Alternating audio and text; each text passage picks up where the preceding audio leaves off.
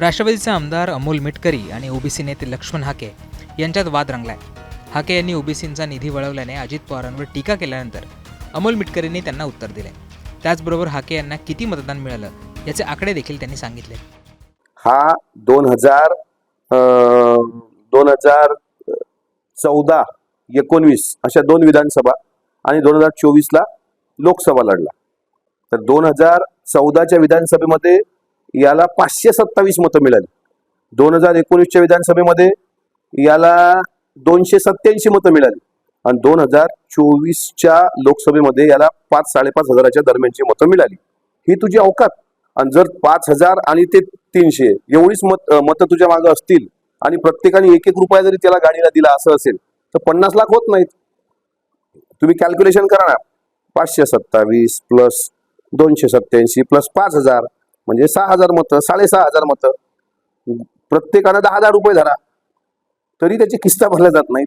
शहाणा स्वतःच गाड्या घेतो आणि स्वतःच म्हणतो की मला लोकांनी दिला. हा ओबीसीचा नेता होऊ शकत नाही साहेब. बारामतीच्या दौऱ्यावर असताना हाकेंनी मिटकरींना उत्तर दिलंय. हे बघा, मी नाही पहिल्यांदा आव्हान केलं. एक सूरज चव्हाण नावाचा एक प्रवक्ता आहे राष्ट्रवादी, काय युवकचा काहीतरी आहे, काय पद आहे ते बी माहिती नाही महाराष्ट्राला. माहिती आहे का तुम्हाला कोणाला? तो सूरज चव्हाण म्हणतो की महाराष्ट्रात त्याला फिरू देणार नाही. बारामतीत आलो मी, बारामतीत. सूरज चव्हाण एक मेंढपाळाचा पोरगा आहे मी, आमच्या नादाला तू लागू नको. आणि तुमच्या वरिष्ठ सभागृहातल्या आमदारानं ज्यावेळी मला वायझेड म्हणलं त्यावेळी या सगळ्या गोष्टी चालू आहेत. आणि अजितदादा पवार, तुम्ही वरिष्ठ सभागृहात त्या मिटकरीला तुम्ही घेतलंय, शिव्या देतो तुमचा आमदार. आम्ही काय मागितलं? आम्ही निधी मागितला म्हणून तुम्ही शिव्या देणार आणि त्याला तुम्ही वरिष्ठ सभागृहाचा आमदार केलाय आणि तो म्हणतो मी स्वतः ओबीसी आहे. काय तू जन्मानं ओबीसी आहेस? कधी बोलला तू विधान परिषदेमध्ये? हे असली बिंडोक माणसं ज्यांना सामाजिक न्याय माहीत नाही, दीनदलित माहीत नाहीत, शोषित वंचित माहीत नाहीत, भटक्या विमुक्त जाती जमाती माहीत नाहीत, त्या लोकांकडून काय अपेक्षा करणार? यानंतर आता मिटकरींनी एक ऑडिओ क्लिप पोस्ट केली आहे, ज्यात एका ओबीसी उमेदवाराला उमेदवारी अर्ज मागे घ्यायला लावल्याचा आरोप मिटकरींनी हाकेंवर केलाय. मुंबईत या ऑडिओ क्लिपची पुष्टी करत नाही. Audio clip. हा साहेब, कुठं? नांद्याकडे आलो. अच्छा, गावाकडं. उचलला का फॉर्म तुम्ही? हो, उचलला फॉर्म. कसं काय असं? हाके साहेबांचं प्रेशर आलं सकाळी. तुम्हाला म्हणलो नाही, तुम्हाला डिटेल बोलतो. 1 तासाभरात बसू दोघ जण. यानंतर आता हाकेंनी यावर देखील स्पष्टीकरण दिलंय. प्रहारच्या उमेदवाराने अर्ज मागे घेतला. तो म्हणतो की लक्ष्मण हाकेचा दबाव होता असं कुंटे म्हणतो. पक्ष प्रहार कुणाचा आहे? प्रहार पक्ष कुणाचा आहे? प्रहार पक्षाचे अध्यक्ष कोण सांगा ना महाराष्ट्राला तुम्ही? बच्चू कडू.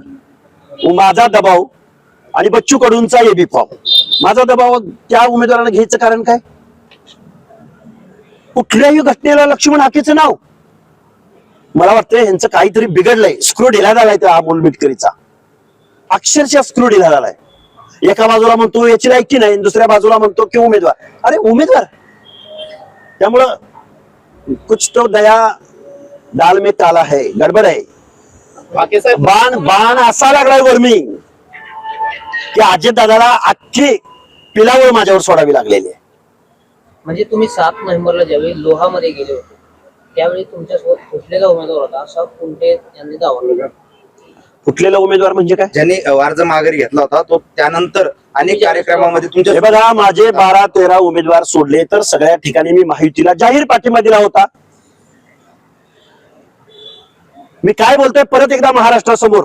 माझे 12-13 उमेदवार, अहमदपूरचा उमेदवार, माजलगावचा उमेदवार, गेवराईचा उमेदवार, आमच्या घनसावंगीचे, आमच्या खटकेताई गेवराईचे उमेदवार, प्रियंकाताई खेडकर, आमचे भूमपरांड्याचे प्रवीण रणबागुल, तुळजापूरच्या उमेदवार सोनटक्के मॅडम, हे आमचे उमेदवार होते. आम्ही प्रचार करत होतो.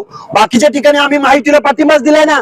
आणि अमोल मिटकरी महायुतीला पाठिंबा दिला म्हणजे तुला अडचण झाली का? आम्ही देवेंद्र फडणवीस साहेबांना पाठिंबा दिला, महायुतीला पाठिंबा दिला. तू स्वागत करायला पाहिजे. तू विरोध करतोयस. तू नक्की विरोधात आहेस का महायुतीच्या बाजूला आहेस? तुझी नक्की अडचण काय? त्यामुळे निधीवरून सुरू झालेला वाद आता वैयक्तिक पातळीवर आल्याचं चित्र आहे.